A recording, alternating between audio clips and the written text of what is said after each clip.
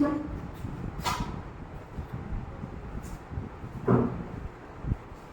morning, my dear student.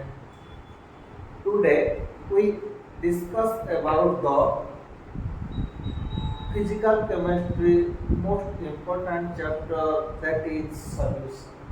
Solution का एक part हम आज डिस्कस करेंगे, ठीक है। तो आइए शुरू करेंगे। What is solubility? What is solubility? That means the solubility of a substance is its maximum amount that can dissolve in a specific solvent under a given set of condition. Under a given set of condition. What is condition? Temperature constant हो सकता है, pressure constant हो सकता है, कुछ भी हो सकता है। तो it generally it depends upon two factors, that is effect of temperature and effect of pressure. और भी फैक्टर हो सकता है, लेकिन हम इफेक्ट ऑफ प्रेशर और इफेक्ट ऑफ टेम्परेचर के बारे में यहाँ पर चर्चा करेंगे, ठीक है। तो effect of temperature on solubility, what is that means हमको पता है एक होता है एंडोथर्मिक, एक होता है एक्सोथर्मिक। यार एंडोथर्मिक प्रोसेस में क्या होता है, ये जो इन दो मतलब ये हीट क्या करता है, एंडो मीन्स एंट्री, तुम्हारा रूम को एक आदमी घुस गया तो तुम्हारा रूम पर जो आदमी होगा उसका संख्या क्या होगा, बढ़ जाएगा। इसीलिए इसी तरीके से एंडोथर्मिक टेम्परेचर मतलब एंट्री होगा क्या, टेम्परेचर का एंट्री होगा टेम्परेचर, और एक्सोथर्मिक प्रोसेस में एक्सचेंज होगा टेम्परेचर, ठीक है। तो मतलब अगर मैं तुमको पढ़ा रहा हूँ, मतलब तुम तुमको रिसीव कर रहा हो, तो क्या होगा, तुम्हारा जो सोचने का टेंडेंसी बढ़ जाएगा। इसी तरीके से अगर हम कोई सॉल्यूट डिजॉल्व कर रहा है सॉल्वेंट में और टेम्परेचर बढ़ा रहा है, वो जो सॉल्वेंट सिस्टम सॉल्यूशन सिस्टम है उनके अंदर वो टेम्परेचर को ऑब्जर्व कर रहा है, ठीक है। तो क्या होगा, the solubility will increase if the temperature we give to the solution is escaped out, then the solubility will decrease, ठीक है। सॉल्युबिलिटी डिक्रीजेस विथ, जितना भी हम टेम्परेचर बढ़ाएंगे सॉल्युबिलिटी इंक्रीज नहीं होगा फॉर एक्सोथर्मिक प्रोसेस, लेकिन for endothermic process it will increase, ठीक है। Next we move to effect of pressure. What is the effect of pressure on the solubility of a substance? हमारे पास तीनों substance है, solid, liquid और क्या होगा, गैस ही होगा। तो जनरली क्या होता है ना, सॉलिड और लिक्विड इतना कुछ ज़्यादा फर्क नहीं पड़ता है इफेक्ट ऑफ सॉल्युबिलिटी में, because they are highly incompressible and practically remain unaffected by change in pressure. तो कौन कौन चल गया, सॉलिड चल गया और लिक्विड चल गया, वो प्रेशर कुछ भी इफेक्ट नहीं डाल पाया उनके अंदर। लेकिन जब भी हम सोचेंगे solubility of gas in liquid, Henry बाबा का नाम का एक साइंटिस्ट है, उन्होंने ये लॉ दिया है, नहीं तुम तो छोड़ गए सॉलिड और इसको लिक्विड को छोड़ गए, लेकिन जब भी तुम गैस के बारे में सोचोगे, पानी पानी गैस पानी पानी, तो ऐसा क्या हो जाएगा ना, the solubility of a gas at a given temperature, very important, at a given temperature is directly proportional to pressure at which it is dissolved. That means more is the pressure, more is the क्या होगा, जितना ज्यादा pressure होगा उतना ज्यादा soluble होगा। मतलब that is more is the pressure, more is the solubility. Mathematically we can write partial pressure or pressure is directly proportional to mole fraction of the solute। यहाँ पर क्या होगा, solute गैस ही होगा और सॉल्वेंट पानी ही होगा। तो P is equal to kh into xv, where kh is the Henry's constant. ठीक है? Then we move to the graphical representation of Henry's law. That means here we see that partial pressure is directly proportional to mole fraction. तो ये origin से लेकर ये क्या हो जाएगा, एक स्ट्रेट लाइन हो जाएगा. ये ग्राफ है, तुमको याद रखना चाहिए. ठीक है, समझ आए मेरी बात?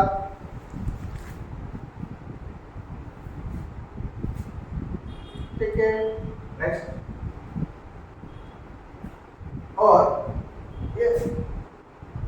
ये याद रखना जरूर, ये जो हेनरीज लॉ है ना, ये ओनली स्पारिंगली सॉल्युबल सॉल्ट के लिए एप्लीकेबल है. मतलब जो पानी में, जो गैस पानी में पूरा का पूरा मिक्सिबल वो नहीं है, ये स्पारिंगली सॉल्युबल सॉल्ट के लिए. स्पारिंगली सॉल्युबल गैस के लिए. ठीक है, ये स्पारिंगली सॉल्युबल गैस के लिए है. तो आई मेरी बात समझ में? नेक्स्ट.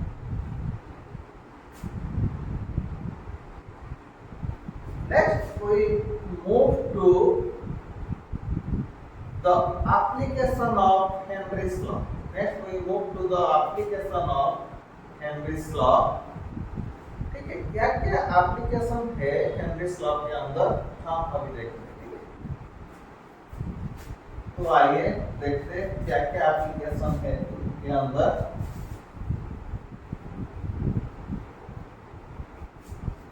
ना पहले हम आएंगे, that means more is the pressure, more is the solubility. So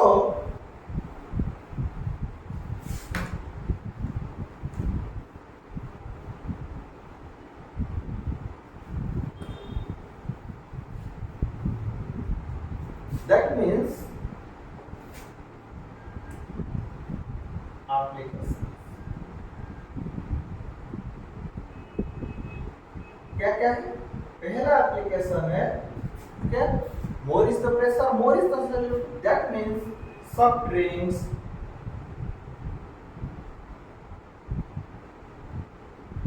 soda water, other carbonated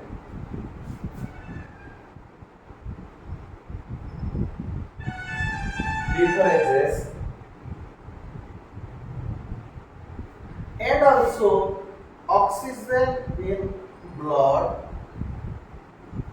they are applicable to Henry's law, because this substance, carbon dioxide, oxygen are sparingly soluble in this substance. ठीक है, तो जो substance sparingly soluble होगा वो Henry law को follow करेगा. Complete soluble हो जाएगा तो हेनरी लॉ को फॉलो नहीं करेगा, क्योंकि हमने जो बोला एक पर्टिकुलर टेम्परेचर, अगर मैं कोल्ड ड्रिंक्स को मान लो, कोल्ड ड्रिंक्स या सॉफ्ट ड्रिंक्स फटाफट में भी अगर फ्रिज से निकाल के मैं बाहर रख दूंगा, उस टाइम के बाद उनका ढक्कन को खोलूंगा, उससे हवा निकलेगा व गैस एवं निकलेगा क्या? नहीं निकलेगा ना, क्योंकि जब भी हमें कांस्टेंट टेम्परेचर में उनको मेंटेन करेंगे, उनका टेस्ट भी आएगा. ठीक है, उनका टेस्ट भी आएगा. अगर हम बाहर रख देंगे उसका टेस्ट भी नहीं आएगा. ठीक है, तो और एक एप्लीकेशन है उनके अंदर, that is anoxia.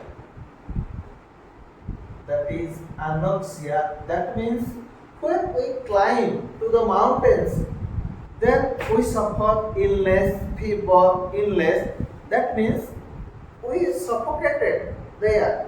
So we mental sickness is there, we found. So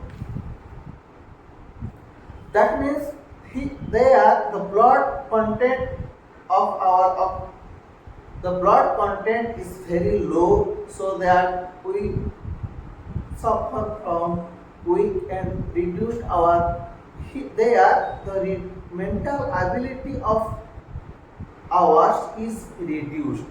That process is, that symptom is known as anoxia. ठीक है, नेक्स्ट. मगर when divers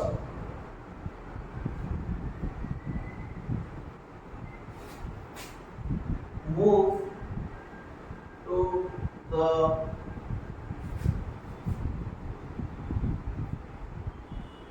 upper level of mountain, then thinking ability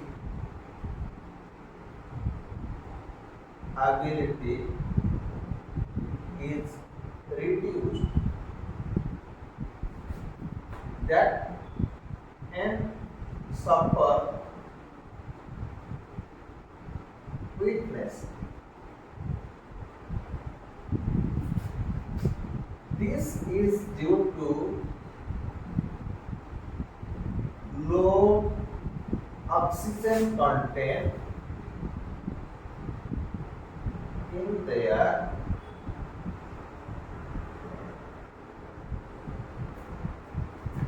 क्योंकि जब भी हम ऊपर जाएंगे क्या होगा, प्रेशर घट जाएगा, तो प्रेशर बढ़ जाएगा तो जो ऑक्सीजन गैस है उनका लेवल भी क्या हो जाएगा, ऊपर जाने से कम कम हो जाएगा। तो कम होने से क्या होगा, we feel from weakness and our thinking, जो चिंतने का शक्ति है हमारे पास वो क्या हो जाएगा, कम जाएगा। ठीक है, next we move to another application, that is beds.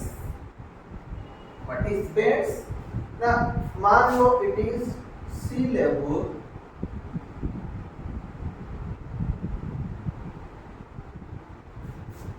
ये है sea surface, when we move to into the sea surface, when we move into the sea surface, then क्या हो जाएगा, then हमारा जो प्रेशर है ना, pressure when we enter into the sea level, pressure increases. When we sea surface से ऊपर जाने से क्या हो जाए, प्रेशर जो होता है ना वो क्या होता है ना, डिक्रीज होता है। ठीक है, तो जब भी एक जो समुद्र बुड़ारी है उसको हम क्या कहते हैं, स्कूबा डाइवर्स। स्कूबा डाइवर्स वो समुद्र के अंदर एंटर करता है, उसका प्रेशर हाई रहता है। जब भी वो उनसे ऊपर जाने की कोशिश करता है ना, सडनली उनका क्या होता है ना, प्रेशर से उनको चेंज करना पड़ता है। हाई प्रेशर से सडनली क्या होता है, लो प्रेशर को आना पड़ता है। इसीलिए यह उसको क्या होता है ना, वो उसका बॉडी फटीग सब क्या होता है, पेनफुल इफेक्ट्स, पेन करने लगता है, because he suddenly goes down, मगर प्रेशर इंक्रीजिंग प्रेशर से जा रहा था, लेकिन सडन उनका प्रेशर चेंज कर दिया, ऊपर आने के लिए डिक्रीजिंग प्रेशर से उनको आना पड़ा। इसीलिए क्या हो गया ना उनका जो बॉडी है suffers from painful effect, suffer from painful effect. किसका? स्कूबा डाइवर्स का body suffer from painful effect due to change in pressure. ठीक है, next we move to the problems regarding Henry's। तो how can we approach Henry's law problem? ठीक है, तो इसीलिए हम क्या करेंगे ना, पहले हम देखेंगे क्या क्या डेरिवेशन आ सकता है हेनरीज लॉ से। तो देखते हैं, as you know from Henry's law, P divided by KH is equal to XP, then P divided by KH is equal to NA plus NP. Here NP is very less because when gas, small amount of gas is, मैं बोला ना small amount, बस sparingly soluble gas, मतलब very less, that means it is the, ये क्या है, ये है सॉल्यूट का मोल्स है, सॉल्यूट का मोल्स। मीन सॉल्यूट का मोल्स हमने क्या लिया है, गैस को ही लिया है। तो gas is very negligible, so we can neglect this. Then n p divided by na, p divided by k is equal to wp divided by mb। ये जो 55.5 आया ना, ये है सॉल्वेंट का मोल्स ऑफ सॉल्वेंट। कैसा है 55.5? आपको पता है कि जो हमारा वाटर है in aqua solution, moles of it, that means Na is equal to WA divided by Ma। It is mass of water, mass of molecular mass of water, that is as we know 18, and W is 1000 ग्राम। तो इसलिए ये किसका value आ जाएगा 55.5। इसको मैंने direct वहां रख दिया, ठीक है। तो P divided by K into 55.5 is equal to NB 6 moles per liter। अगर इसको हम मिली मोल्स में करेंगे तो as we know 1 mole is equal to 1000 millimoles। So ये फार्मूला भी और एक फार्मूला निकल के आ जाएगा, that is P divided by K into 55.5 into 1000 is equal to NB millimoles per liter। अगर तुमको क्वेश्चन मिलीमोल में दिया होगा, इसी तरीके से तुमको जाना होगा। Next P divided by K into 55.5 into A, WP divided by MB, that means if we multiply here MB, then it is called WB ग्राम पर लीटर। अगर हम केजी में करेंगे तो 1000 डिवाइड करेंगे, ठीक है। इस तरीके से ये फार्मूला सब हमको आना चाहिए हेनरीज लॉ प्रॉब्लम करने के टाइम, ठीक है। ये important formulas you have to note it. Take a screenshot, then we move to the question section of Henry's law, ठीक है। आइए एक एक में क्वेश्चन लिख दिया हूँ नीचे, तो एक एक करके हम इसको सॉल्व करेंगे, ठीक है।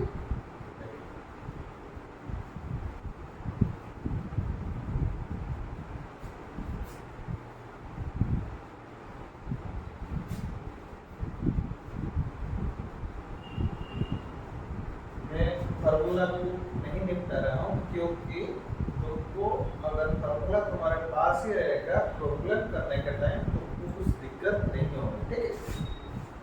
तो ये इसलिए मैं फार्मूला को नहीं निपटा रहा। आइए पहला क्वेश्चन से हम हमारा तैयारी शुरू करेंगे। कैसे हम हेनरीज लॉ का क्वेश्चन को अप्रोच करेंगे। क्वेश्चन नंबर 1, इसका सॉल्यूशन है और आंसर है क्या।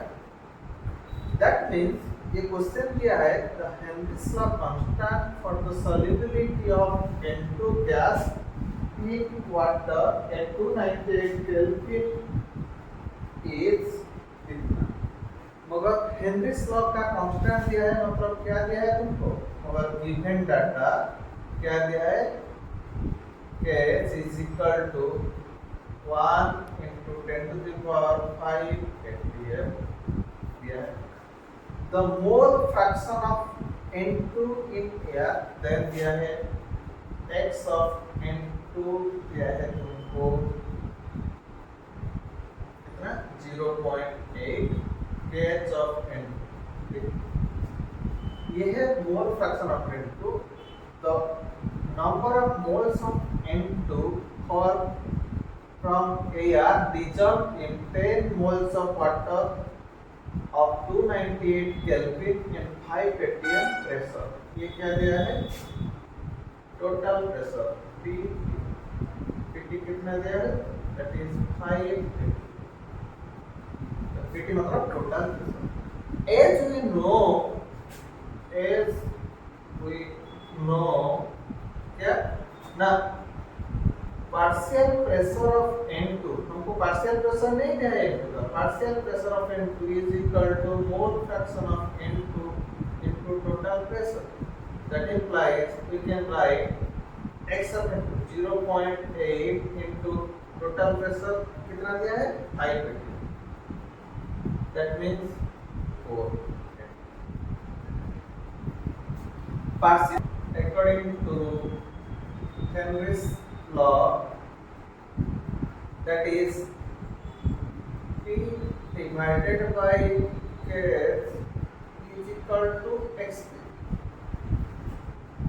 P of क्या P of N2, that implies P of N2 यहाँ पर आया है क्या 4 divided by K का वैल्यू क्या है 1 into 10 to the power 5 is equal to XP. That implies here you can write that implies XP is equal to 4 into 10 to the power minus 5. That means 1 mole of solution, that here XP means here 1 mole for 1. That means 1 mole of solution contain 1 mole of solution contain 4 into 10 to the power minus 5, 4 into 10 to the power minus 5. That means 1 mole. हमारा question में दिया है कितना मोल? That is given at 10 mole. That means 10 mole of solution contain how many into? That is 10 into 4 into 10 to the power minus 5 is equal to 4 into 10 to the power minus 5. समझ में आए मेरी बात? लेकिन यहाँ पर तुम्हारा क्या होता है ना, गलती हो जाता है. तुमने ये आंसर निकाल दिया, निकाल के ये ऑप्शन को टिक कर लोगे, ठीक है, ये ऑप्शन को तो टिक मार लोगे. लेकिन ये गलती मत करना. ये क्वेश्चन में क्या दिया है 10 मोल, तो इसीलिए क्वेश्चन जरूर ध्यान से पढ़ना. ठीक, क्वेश्चन ध्यान के पढ़ के आंसर ठीक से देना, नहीं तो गलती हो सकता है. Maximum 90% of the student can do mistake here, but इसका आंसर क्या हो जाएगा? एक्यूरेट आंसर ये होगा 10 मोल के लिए. अगर हमको 10 मोल नहीं देकर 1 मोल पूछता तो आंसर क्या हो जाता है? ये हो जाता. ठीक है, समझ आए मेरी बात? ये क्वेश्चन नीट के लिए बहुत ही इंपॉर्टेंट क्वेश्चन है. ठीक है, इस तरीके का क्वेश्चन. नेक्स्ट मैं ये इस क्वेश्चन को मिटा देता हूँ. Next we move to next question, that is question number 2. इसी के साथ इस क्वेश्चन को मिटा दें.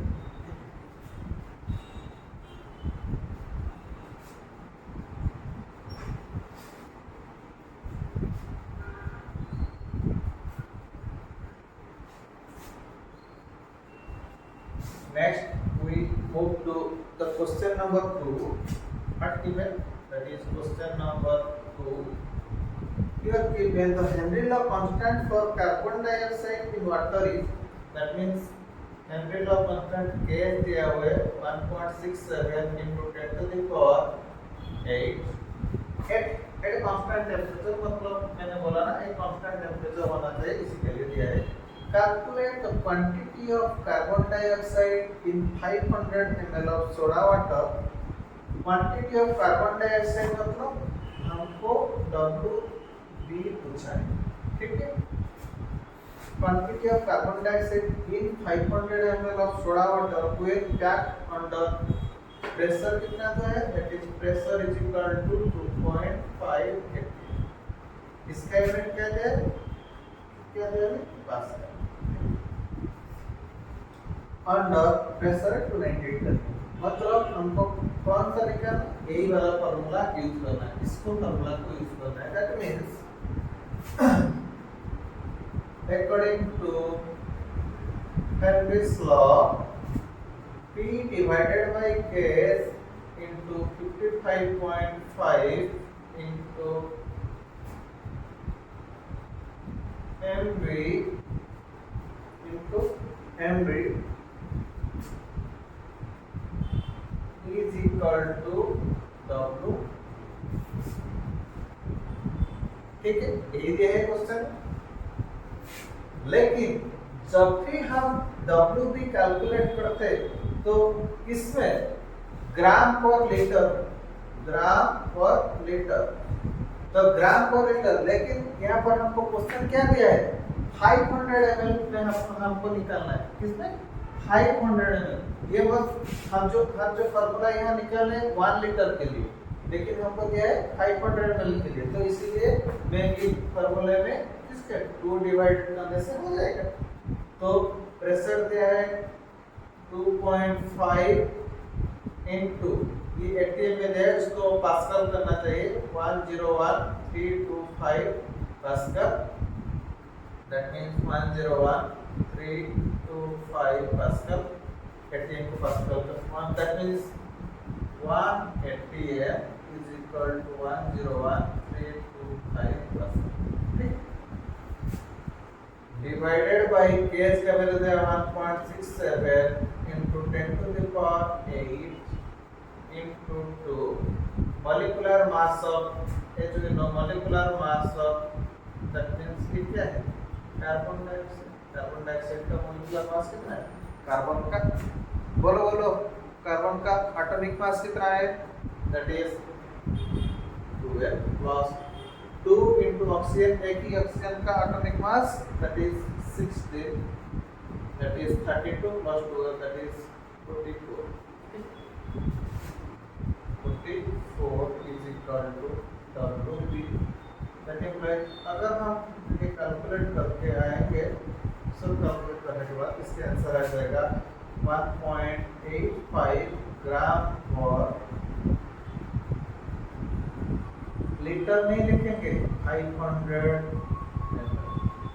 ठीक, हम क्वेश्चन दिया है 500 ml में कितना, तो यहाँ पर लीटर हम लिखेंगे, नहीं लिखेंगे पर 500 ml। ये हो जाएगा इसका आंसर। समझ आया मेरी बात? ठीक, एक स्क्रीनशॉट ले लो। देखो, धीरे धीरे पढ़ाई करो, अच्छे से करो, सब सोच समझ के करो, तो सब क्वेश्चन आसानी से हो जाएगा। ठीक है, एक गाना सुना देता हूँ, ठीक है, इसी तरीके धीरे धीरे चलना है हमको, साथ निभाना है हमें। ठीक है, तो धीरे धीरे चलकर सब कुछ आसानी से हासिल करना है और फिर वो हमको इकट्ठा मिलके क्रैक करना है। ठीक है, तो तैयारी में लगे रहो, टाइम भी हो गया तुम्हारा, इधर उधर मत देखो, इसको उसको उसके पास मत भागो। ठीक है, नेक्स्ट कोई मूव टू, दैट मींस ये क्या दिया है यहाँ पर, move to question number 3। Question number 3 दिया है, that means the value of Henry's constant for different gases ये for gas मतलब Henry's constant क्या क्या दिया है, हीलियम के लिए दिया है 144 किलोबार, H2 के लिए दिया है 60 किलोबार, N2 के लिए दिया है 76 किलोबार, O2 के लिए दिया है 35 किलोबार। ठीक है, ये क्वेश्चन दिया है। एज यू नो, ये तुमको एक पॉइंट याद रखना चाहिए, that means Kh, that means Henry's constant, is inversely proportional to solubility. Henry's constant is inversely, जिसका Henry's constant ज्यादा होगा उसका solubility क्या हो जाएगा, कम हो जाएगा। ये क्वेश्चन का है, the value of Henry's constant, that means arrange the gases in the increasing order of their solubility। ये जो gases दिया है उससे उनसे किसका जो solubility होगा लिक्विड में या सॉल्वेंट में ज्यादा हो। ठीक, दैट मींस इसका solubility किसका O2 का हेनरीज कांस्टेंट सबसे कम है तो इसका सॉल्युबिलिटी ज्यादा होगा। देन कौन आ जाएगा, देन आ जाएगा H2, देन आ जाएगा N2, देन आ जाएगा, ठीक है। इसी तरीके से हमको आना चाहिए, जिसका हेनरीज कांस्टेंट कम होगा उसका सॉल्युबिलिटी ज्यादा होगा। मैक्सिमम तरीके से यही क्वेश्चन पूछाता है, एक दो दिन साल पहले नीट में ये क्वेश्चन आया था, ठीक है। उसी हिसाब से तुमको तैयारी करना चाहिए।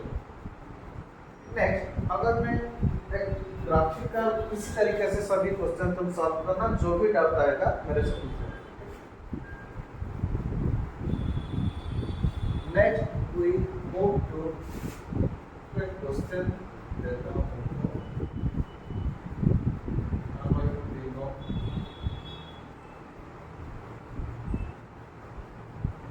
इससे मैं एक solubility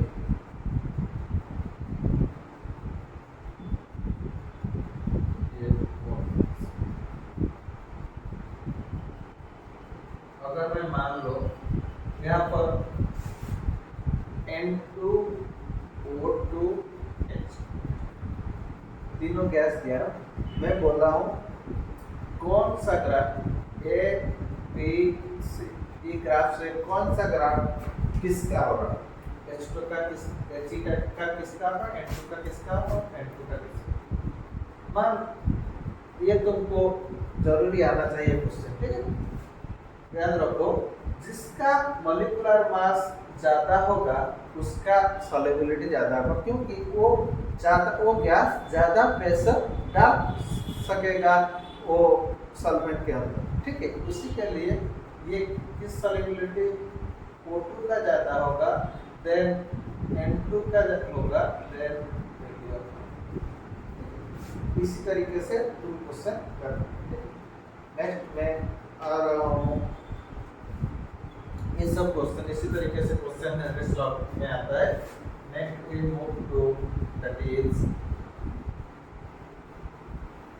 limitations of Henry's law. और किस किस चीज को हमको ध्यान रखना चाहिए जब भी हम क्या हेनरीज लॉ पढ़ेंगे, ठीक है। Next that is limitations of Henry's law. Limitations of